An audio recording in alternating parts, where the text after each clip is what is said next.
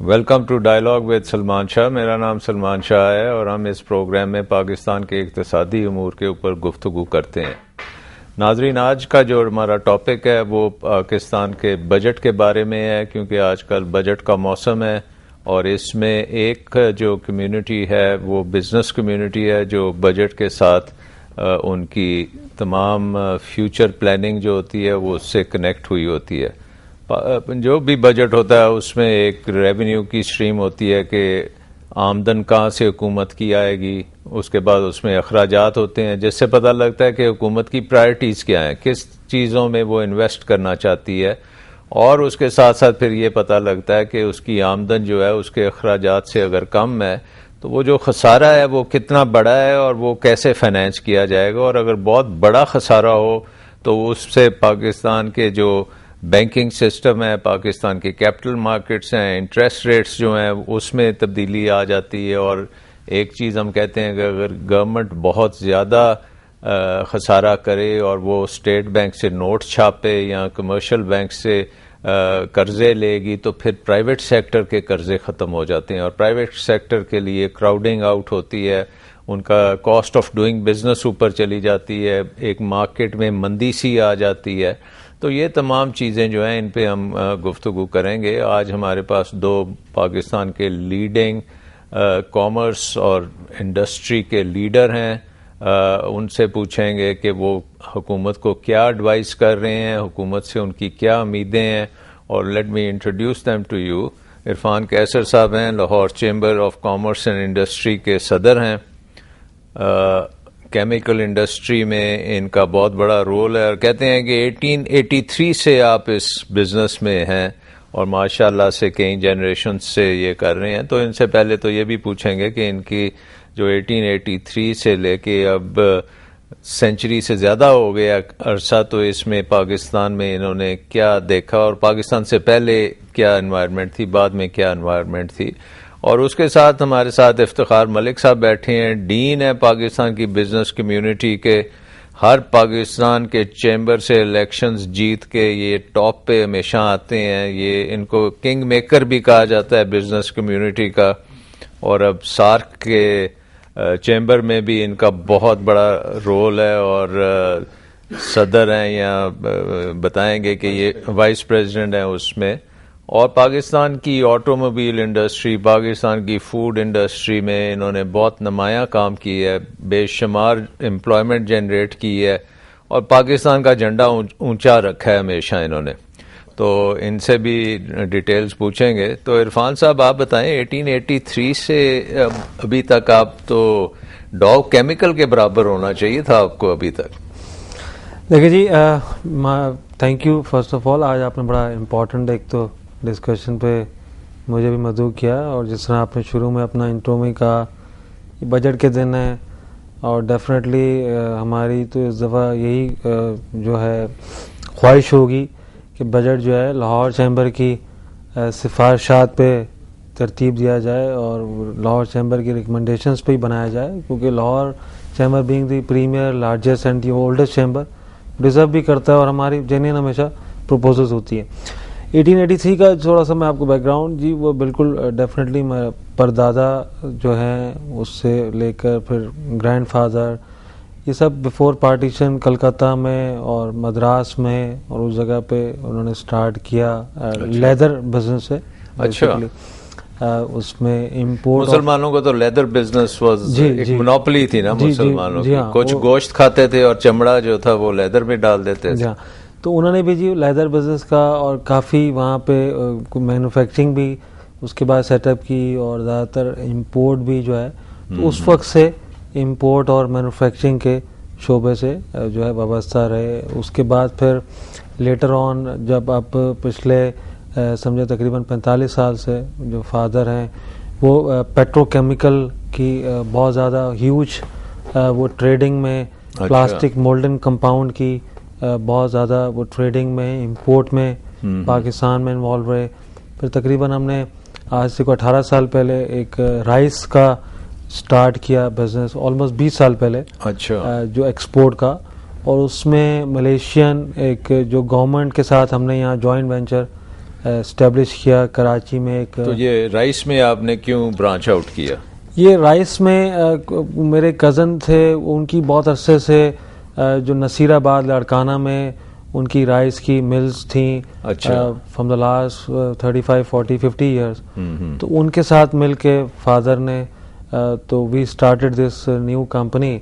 और ये है कि लकीली और बिगिनिंग में ही मलेशिया की गवर्नमेंट ओन कंपनी है Bernas, it's a very huge company.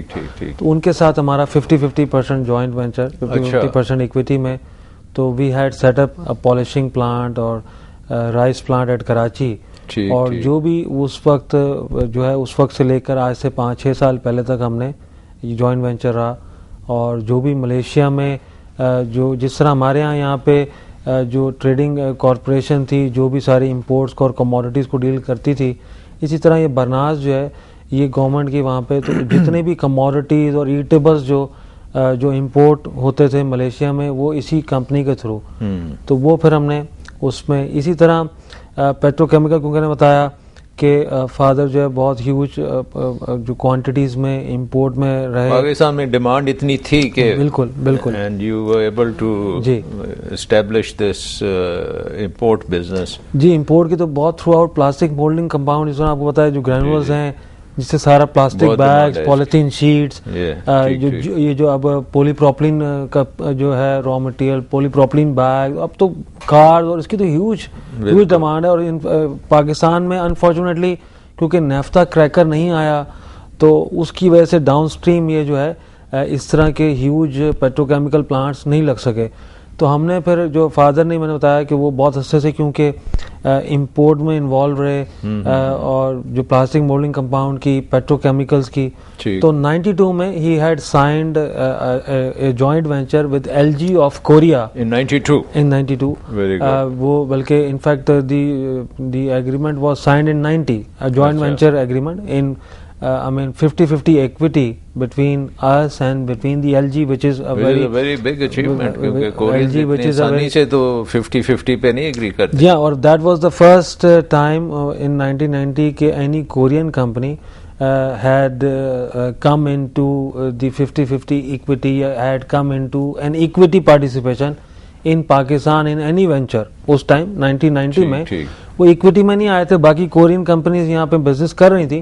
तो 50-50 पे हमने वो एक साइन किया और हमने एक पेट्रोकेमिकल का प्लांट जो है वो भी स्टार्टेड कराची में। नहीं, ये शेखुपुरा फैसलाबाद रोड पे। अच्छा।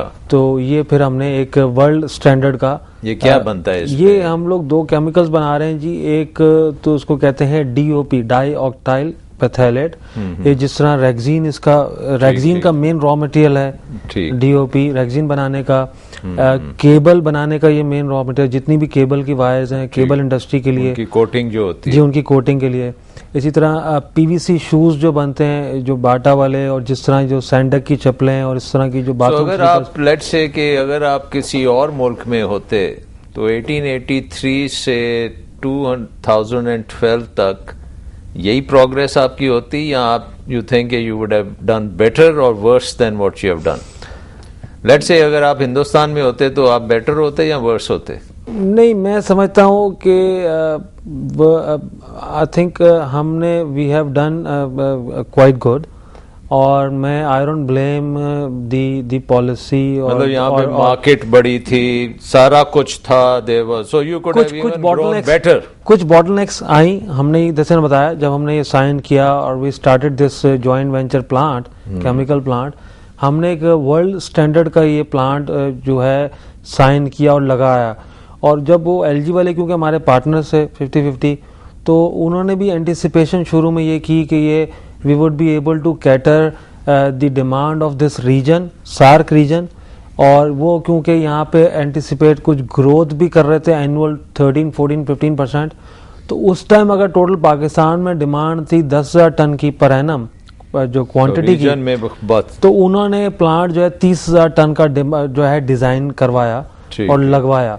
It was a huge plant as per the demand of the country at that time in 92।